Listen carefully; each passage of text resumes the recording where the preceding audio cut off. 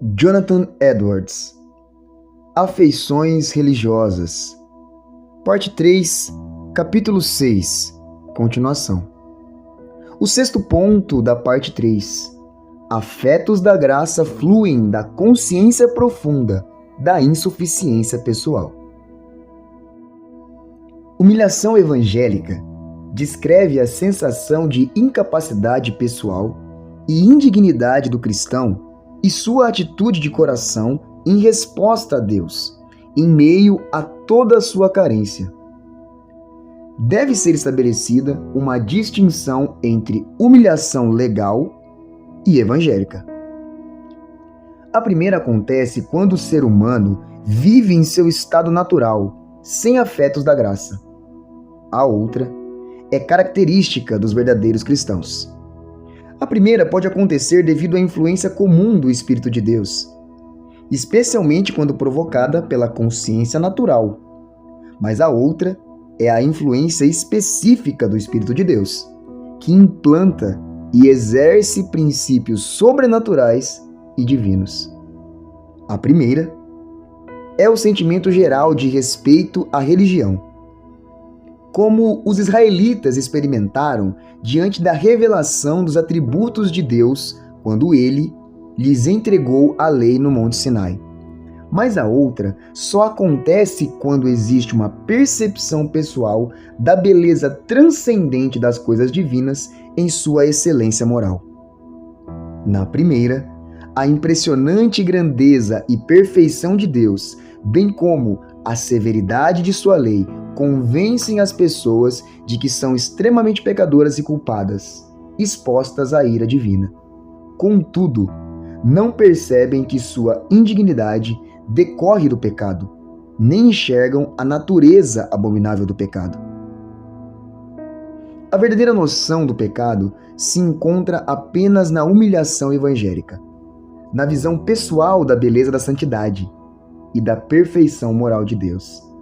Na humilhação legal, as pessoas percebem que são pequenas, na verdade, que não valem nada diante do grande e terrível Deus. Sentem-se perdidas, totalmente incapazes de ajudar a si mesmas, mas não possuem o coração pronto a responder em verdadeira humilhação. Nem sentem que precisam exultar apenas em Deus. Essa atitude só surge na humilhação evangélica, quando o coração é tomado pelo entendimento da beleza santa de Deus. Na humilhação legal, a consciência se convence do pecado, mas não possui entendimento espiritual. Nem a vontade é quebrada, nem a inclinação do coração se altera. Isso também só acontece na humilhação evangélica. Na humilhação legal, as pessoas chegam a se desesperar tentando resolver seus problemas, mas na evangélica elas negam e renunciam livremente a si próprias. Uma é forçada, enquanto a outra é uma entrega tranquila, em liberdade e prazer, para se prostrar aos pés de Deus. Diante de tudo isso, a humilhação legal não possui valor espiritual, enquanto a evangélica é um fruto maravilhoso da graça cristã. A humilhação legal só tem utilidade quando leva à evangélica. O ser humano pode ser humilhado pela lei sem viver a verdadeira humildade. Então, a essência da humilhação evangélica consiste em uma criatura excessivamente pecadora se colocar sob a dispensação da graça. Trata-se de pouca estima a si mesma e visão do ego como nada, sem desejo de encontrar autossuficiência, renunciando espontaneamente a toda a glória pessoal. Humildade, então, é o aspecto mais essencial da verdadeira religião. Todo o cenário do Evangelho e tudo que pertence à nova aliança devem ter esse efeito no coração humano. Sem isso, não pode haver verdadeira religião. Qualquer que seja a declaração da pessoa, ou por mais intensos que pareçam ser seus afetos religiosos. Aspas. Seus desejos não são bons, mas o justo viverá pela sua fidelidade. Abacuque 2,4. Isso significa que só viverá quem tem fé na justiça e graça de Deus, e não em sua própria bondade e excelência. Deus deixou bem claro em sua palavra que essa é uma das características distintivas dos santos e que ele não aceita nada mais. O Senhor está perto dos que têm coração quebrantado e salva os de espírito abatido. Salmos 34, 18 e também 51, 17. E ainda, embora esteja nas alturas, o Senhor olha para os humildes. Salmos 138, 6. E ele concede graça aos humildes. Provérbios 3, 34.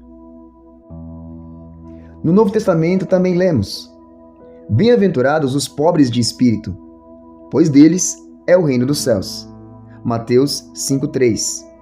E ainda, eu lhes asseguro que, a não ser que vocês se convertam e se tornem como crianças, jamais entrarão no reino dos céus. Portanto, quem se faz humilde como esta criança, este é o maior no reino dos céus. Mateus 18, 3 e 4.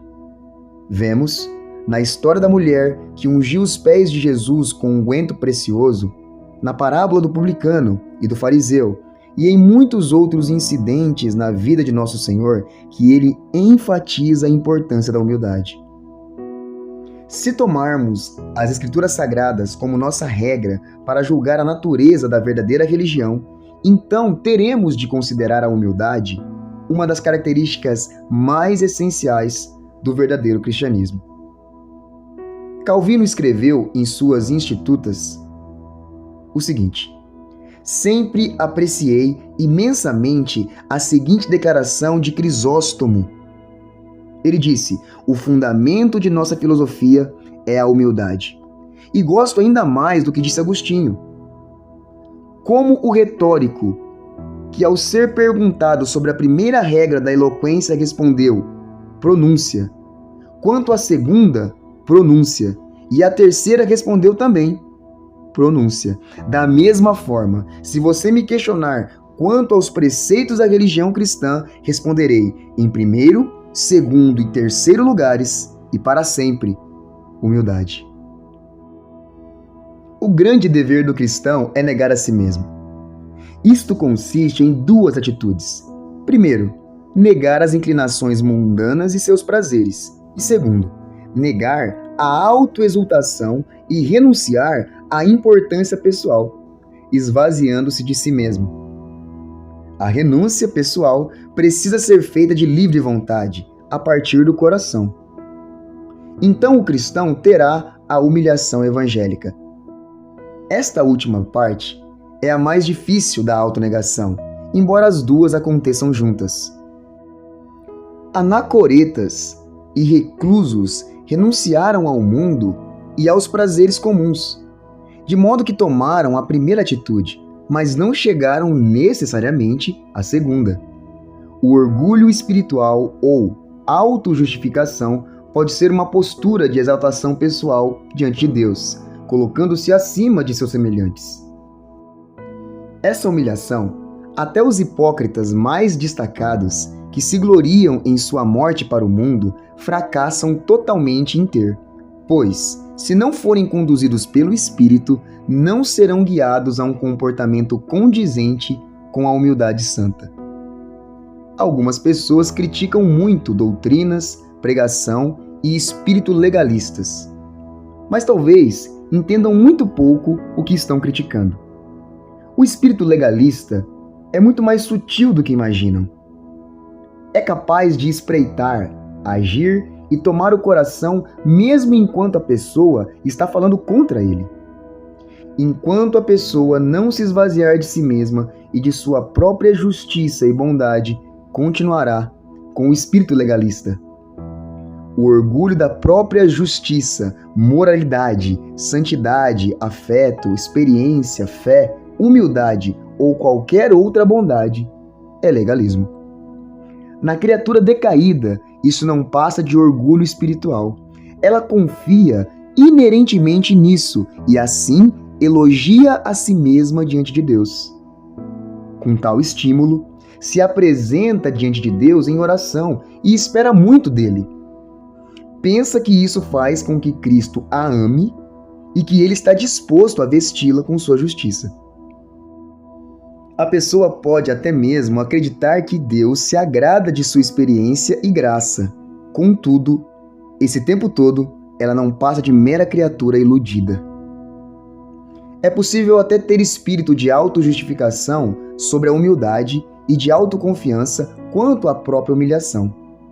Faz parte da natureza do orgulho espiritual tornar a pessoa convencida e pomposa quanto à própria humildade. Mas esvaziar-se de si mesmo, ser pobre de espírito ou ter o coração quebrantado são questões diferentes. É espantoso verificar quantos se enganam e se imaginam humildes quando, na verdade, são orgulhosos e arrogantes. O engano do coração humano fica muito aparente no orgulho espiritual e na autojustificação. Aqui, a sutileza de Satanás se manifesta soberana. Talvez um dos motivos seja a sua grande experiência com isso. Na verdade, foi o seu próprio pecado. Mas apesar da sutileza e do segredo, existem duas maneiras para descobrir e identificar o orgulho espiritual e a autojustificação. Pode-se reconhecer quando a pessoa se compara com os outros e acha que é mais santa. Esta é a linguagem secreta desse tipo de coração. Aspas. Deus, eu te agradeço porque não sou como os outros homens. Lucas 18:11. Ou ainda, sou mais santo do que tu. Isaías 65:5. Pegar a posição mais elevada é fazer o que Cristo condena. Lucas 14:7. Esses estão certos de serem guias de cegos, mas os verdadeiros cegos são eles. Romanos 2:19 e 20. Mas quem submete o coração à humildade cristã tem atitude muito diferente. A verdadeira humildade da mente leva a pessoa a considerar os outros melhores do que ela mesma. Filipenses 2:3. Moisés e Jeremias se viam assim. Embora fossem santos destacados e possuíssem grande conhecimento, conforme vemos em Êxodo 3:11 e Jeremias 1:6. Gente humilde não se considera qualificada para ensinar, sente que precisa aprender, vive muito mais ansiosa para ouvir e receber instruções do que para instruir os outros. Prontos para ouvir, tardios para falar. Tiago 1:9. Esses não procuram assumir a autoridade, mas se sujeitam aos outros. Não sejam muitos de vocês mestres. Tiago 3:1. Sendo humildes, 1 Pedro 5:5, submetem-se uns aos outros por temor a Cristo. Efésios 5:21. Algumas pessoas consideram todas as suas experiências extraordinárias e maravilhosas, então as comentam abertamente. Isso pode ser uma percepção razoável, pois é verdade que é maravilhoso demais Deus conceder a menor das migalhas do pão de seus filhos a cães como nós. Assim, quanto mais humilde a pessoa for, mais tenderá a considerar toda a misericórdia de Deus uma maravilha. Mas, se com isso a pessoa implica uma experiência espiritual maior do que a dos outros, então suas palavras são uma forma de orgulho. Presumem que, por reconhecer que tudo foi obra de Deus, não mostram sinal de orgulho. Mas foi isso que o fariseu fez. Em Lucas 18, ele falou: Deus, eu te agradeço porque não sou como os outros homens. Mas o reconhecimento verbal da graça de Deus não diminui a precipitação de colocar em tão alta conta sua própria santidade. Isso, então, mostra o orgulho e a vaidade de sua mente. Os feitos religiosos dos humildes não brilham aos olhos deles mesmos, e eles não admiram a própria beleza. Os verdadeiros santos cristãos e os maiores no reino do céu se humilham como uma criança pequena. Mateus 18:4. Olham para si mesmos como filhos da graça, cujas obras não passam daquelas realizadas pelos bebês em Cristo. ficam maravilhadas e sentem vergonha do nível baixo de seu amor, gratidão e conhecimento de Deus. Moisés, quando conversou com Deus no monte, não tinha consciência do brilho de seu rosto, que estonteou as pessoas. Nenhum santo eminente se gaba. O mais provável é que se considere o último dos santos e pense que as obras e experiências de todos os outros são maiores do que as dele. Lutero, citado por Samuel Rutherford em Spiritual Antichrist, Anticristo Espiritual, ele foi citado da seguinte forma: a vida do cristão é tal que, depois que começou, ele considera não valer nada. Luta e se esforça para avançar e aprender. Por isso Paulo falou que considerava ainda não ter alcançado. Como disse Bernardo, quem pensa ser um cristão pronto e não percebe quanto lhe falta, não é cristão. Esse, sem dúvida, nunca começou a ser renovado, nem provou o que significa ser cristão. A humildade pensa ser pequena porque enxerga tudo como deveria ser. Da mesma forma, toda a santidade da alma, cheia da graça, parece-lhe pequena, comparada com a grandeza do que ela vê à sua frente. É como o filho de um príncipe poderoso. Sente ciúme da honra do pai e vê que o respeito e a honra que os outros demonstram ao pai são pequenos e indignos quando comparados à honra que a dignidade de seu pai exige. A verdadeira graça e a luz espiritual abrem os olhos da pessoa para ver Deus.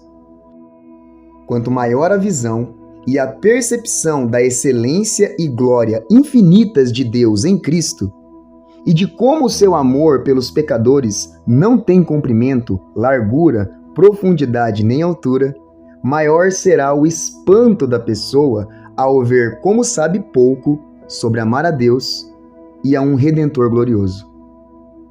Quanto mais perceber isso, mais sua própria graça e amor irão diminuir. Ficará espantado ao pensar que os outros santos nunca terão tão pouca graça quanto ele, pelo amor indescritível de Deus, que merece tanto mais. Tenderá a ver isso como característica apenas dela, pois só vê o exterior dos outros cristãos, enquanto enxerga seu próprio coração muito bem. Pode-se alegar que o amor a Deus cresce à medida que cresce o conhecimento que se tem dele. Se isso é verdade, então precisamos saber por que o santo parece amar menos à medida que conhece mais. Mas a questão não é apenas mais conhecimento ou visão de Deus. Quanto mais o santo vê Deus, mais se convence de que ainda há muito a descobrir. O que ele já viu é mesmo maravilhoso, mas traz a convicção firme de que há ainda algo muito maior. Assim, o santo fica cada vez mais atônito com a sua ignorância e com a pequenez de seu amor. Anseia ter mais capacidade de conhecer. Deseja que nuvens e escuridão desapareçam. Isso leva a alma, no deleite de uma perspectiva espiritual, a reclamar muito da ignorância espiritual, da falta de amor e a desejar experimentar mais conhecimento e mais amor. Até nos santos mais destacados, a graça e o amor de Deus são pequenos em comparação com o que deveriam ser. O maior amor possível nessa vida ainda é pobre, frio, trivial e indigno de ser mencionado em comparação com nossas verdadeiras obrigações. Há dois motivos para isso. Primeiro, Deus nos deu motivos para amá-lo, na revelação de sua infinita glória na palavra, em suas obras, no Evangelho de seu Filho e no que ele fez pelos pecadores. Segundo, Deus dotou a alma humana com a capacidade de ver e entender seu amor. Mesmo assim, como o amor do santo mais consagrado parece ser pequeno quando comparado ao que Deus merece receber. O santo que compara seu amor com suas obrigações entende quanto ainda está longe de fazer o que deve.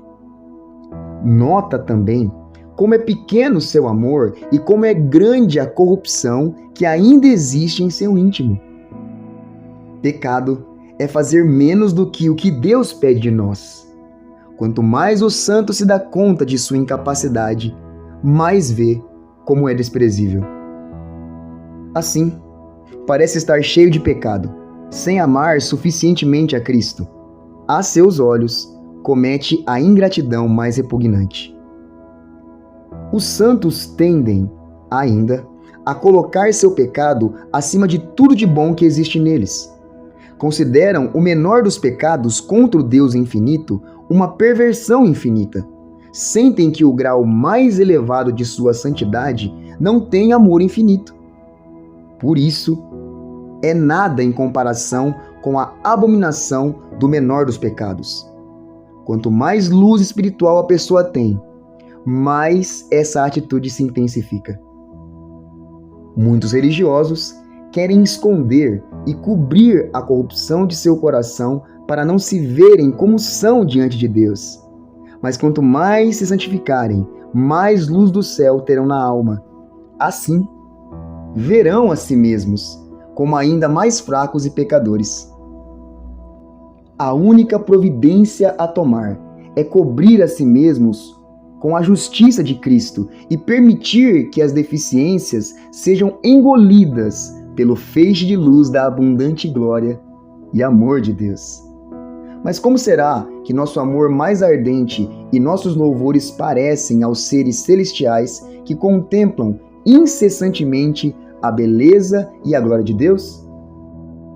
Que pensam eles sobre nossa gratidão mais profunda pelo amor que levou Cristo à morte, já que eles o veem como ele realmente é, conhecem como são conhecidos e veem a glória daquele que morreu e contemplam o tempo todo as maravilhas de seu amor, sem nem uma nuvem de escuridão?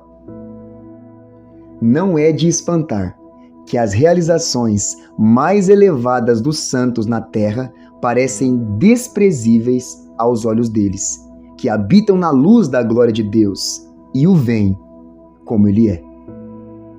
Ao mesmo tempo, não pretendo que entendam que quanto mais os santos experimentam na terra a graça de Deus, mais baixa será a opinião que têm sobre si mesmos.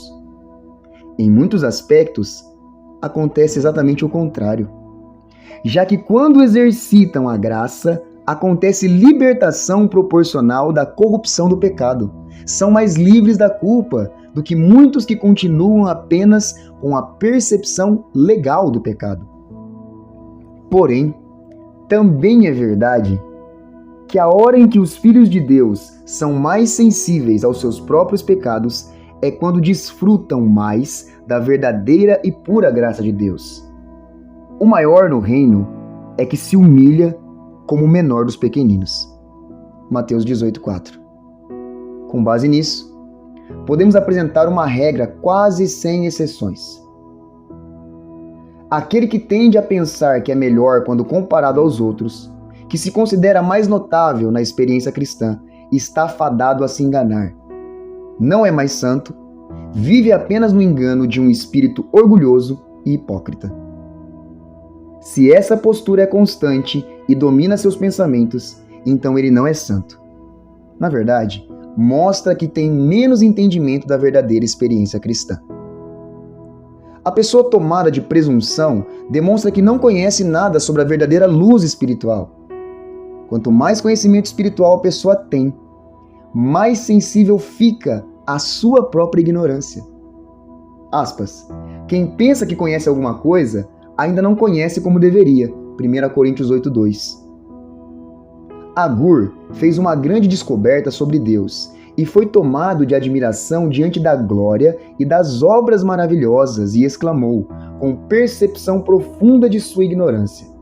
Ele disse: Sou o mais tolo dos homens, não tenho o entendimento de um ser humano, não aprendi sabedoria, nem tenho conhecimento do santo. Quem subiu aos céus e desceu? Quem ajuntou nas mãos os ventos?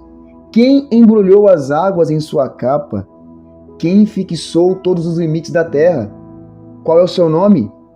E o nome do seu filho? Conte-me se você sabe. Provérbios 30, 2-4. A pessoa altamente convencida de seu conhecimento espiritual e divino é sábia apenas aos seus próprios olhos. A Bíblia adverte contra isso quando diz: não seja sábio aos seus próprios olhos, tema o Senhor e evite o mal. Provérbios 3:7. E de novo, não sejam sábios aos seus próprios olhos. Romanos 12:16. Conforme Isaías 5:21. A experiência, então, mostra a verdade contida em Provérbios 26:12. Você conhece alguém que se julga sábio? Há mais esperança para o insensato do que para ele. Alguns talvez afirmem que o salmista que nós supomos tinha a mente santa se refere ao seu conhecimento como sendo muito maior e mais maravilhoso do que os dos outros santos. Aspas, os teus mandamentos me tornam mais sábio que os meus inimigos, porquanto estão sempre comigo. Tenho mais discernimento que todos os meus mestres, pois medito nos teus testemunhos. Salmo 119, 99 e 100. Comento 2 pontos sobre isso. Primeiro, o Espírito de Deus não sofre restrições quanto ao que pode revelar a um profeta para benefício da igreja, enquanto fala ou escreve sobre inspiração imediata. O Espírito de Deus pode revelar coisas que ele dificilmente veria por si mesmo. Por exemplo, o Espírito talvez tenha revelado a Davi esse benefício individual que ele recebeu por dialogar muito com os testemunhos de Deus, e então Deus o usou como seu instrumento para registrar isso e beneficiar outras pessoas. Segundo, não é certo que Davi estivesse se referindo ao conhecimento espiritual em que a santidade consiste fundamentalmente. Talvez ele falasse sobre uma revelação maior que Deus havia lhe dado sobre o Messias e coisas relativas ao reino futuro. Isto lhe foi dado por observar a palavra de Deus. Fica claro, nos Salmos, que Davi ultrapassava muito os que viveram antes dele no conhecimento dos mistérios e doutrinas do Evangelho. Outro sinal infalível de orgulho espiritual é a pessoa ter sua humildade em alta conta. Experiências falsas costumam vir associadas à humildade fingida. Faz parte da própria natureza da falsa humildade ter conceito elevado sobre si mesma. Afetos religiosos falsos tendem, quando intensificados, a levar as pessoas a pensarem que são muito humildes e, assim, passarem a notar como se destacam nesse aspecto e começarem a admirar a si mesmas. Todavia, a tendência dos afetos da graça é o contrário, e a pessoa se torna profundamente humilde e busca, com sinceridade, mais humildade. A situação presente lhe parece inadequada e sente aversão ao orgulho que ainda existe dentro dela. Assim, o santo notável não pensa que é notável em coisa alguma. Toda a graça que experimenta lhe parece pequena, em especial sua humildade. Nada na experiência cristã e na verdadeira piedade fica tão distante de seus olhos quanto sua própria humildade. Ele discerne milhares de vezes mais seu orgulho do que a humildade. O hipócrita, ao contrário, iludido sobre o poder do orgulho espiritual, é tão cego que nunca enxerga seu orgulho e logo nota o menor traço de humildade em sua vida.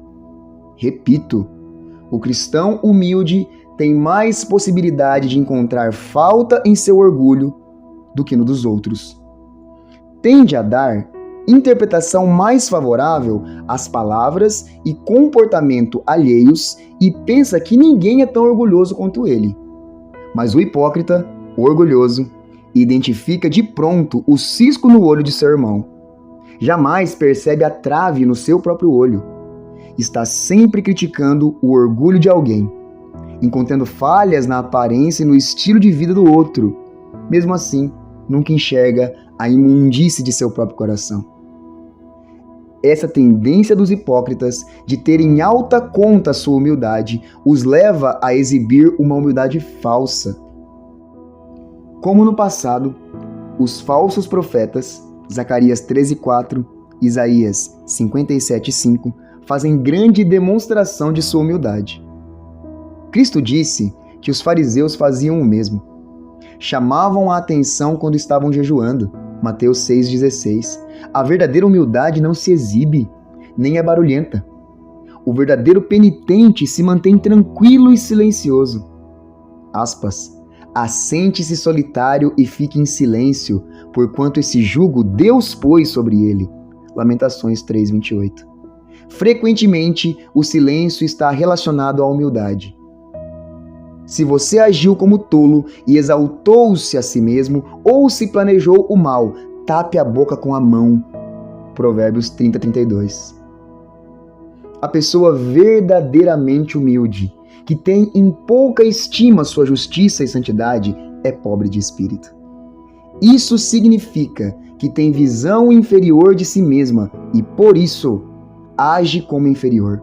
Seu comportamento será diferente do dos orgulhosos.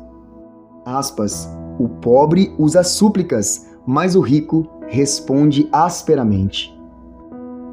O pobre não se enche de ressentimentos com tanta facilidade quanto o rico. Além disso, é mais pronto a ceder, pois sabe que os outros são melhores do que ele. Não é teimoso nem obstinado. É paciente.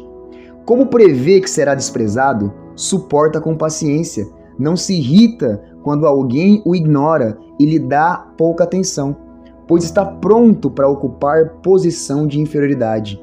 Vive pronto a honrar seus superiores e aceita em silêncio a repreensão. É dócil ao aprender. Não considera seu entendimento e julgamento elevados. Embora modesto, não é servil. Sujeitar-se aos outros é sua postura natural. Esse é o caráter do cristão humilde. O pobre é um pedinte. O mesmo acontece com o pobre de espírito. Há uma diferença enorme entre os afetos da graça e os falsos. No primeiro caso, a pessoa continua a ser pedinte pobre à porta de Deus, totalmente vazia e necessitada. Mas no segundo, a pessoa se sente rica, cheia de bens e sem precisar de nada. Shepard comenta da seguinte forma em Sound Believer. Na verdade, reverendo, quando vejo a maldição de Deus sobre muitos cristãos que estão repletos de talentos, dons, paz, conforto, habilidades e deveres, começo a adorar as riquezas das misericórdias do Senhor por uns poucos crentes pobres, não apenas por deixá-los vazios, mas por mantê-los assim por todos os seus dias. O pobre é modesto em fala e comportamento, especialmente o que é pobre de espírito. É humilde e modesto em seu comportamento diante dos semelhantes. É inútil fingir ser humilde como crianças diante de Deus quando a pessoa é arrogante, pretensiosa e ousada no contato com os outros. O apóstolo informa que o evangelho visa acabar com toda exaltação, não apenas diante de Deus, mas também diante dos semelhantes. Romanos 4, 1 e 2. Alguns fingem ser humildes, mas são arrogantes e assumem, na aparência e no comportamento, atitude audaciosa. Precisam lembrar o que a Escritura fala sobre isso. Salmo 13:1. Senhor, o meu coração não é orgulhoso e os meus olhos não são arrogantes. Não me envolvo com coisas grandiosas nem maravilhosas demais para mim. Provérbios 6, 16 e 17. Há 6 coisas que o Senhor odeia, 7 coisas que ele detesta: olhos altivos. E ainda, Provérbios 21:4. A vida de pecado dos ímpios se vê no olhar orgulhoso e no coração arrogante. Salmo 101:5. Não vou tolerar homem de olhos arrogantes, de coração orgulhoso. O comportamento cristão, que nasce da humildade, tem certa modéstia e temor atraentes. A Bíblia fala muito sobre isso. Estejam sempre preparados para responder a qualquer pessoa que lhes pedir a razão da esperança que há em vocês. com mansidão e respeito. 1 Pedro 3, 15 e 16. E ainda, observando a conduta honesta e respeitosa de vocês. 1 Pedro 3, 2. Que as mulheres se vistam modestamente, com decência e discrição. 1 Timóteo 2, 9. Sob esse aspecto, o cristão se assemelha a uma criança pequena, pois ela é modesta diante dos outros e tende a agir com espírito de temor e respeito quando está perto dos adultos. O mesmo espírito levará o cristão a respeitar seus semelhantes. 1 Pedro 2, 17. Tratem a todos com o devido respeito. Isso acontecerá não apenas no comportamento, mas em tudo aquilo que não implica a provação visível do pecado. Assim, Abraão, o grande patriarca dos crentes, honrou os hititas. Em Gênesis 23, 7. Abraão levantou-se, curvou-se perante o povo daquela terra, os hititas. Paulo honrou Festo, chamando-o de excelentíssimo Festo. Atos 26, 25. Tentei descrever o coração e o comportamento de quem é dirigido pela verdadeira humildade da graça, como as Escrituras descrevem. É de um coração assim que resultam todos os afetos santos.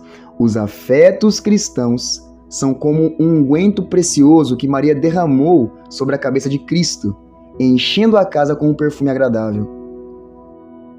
O perfume saiu do frasco de alabastro, exatamente como os afetos da graça fluem para Cristo a partir do coração puro.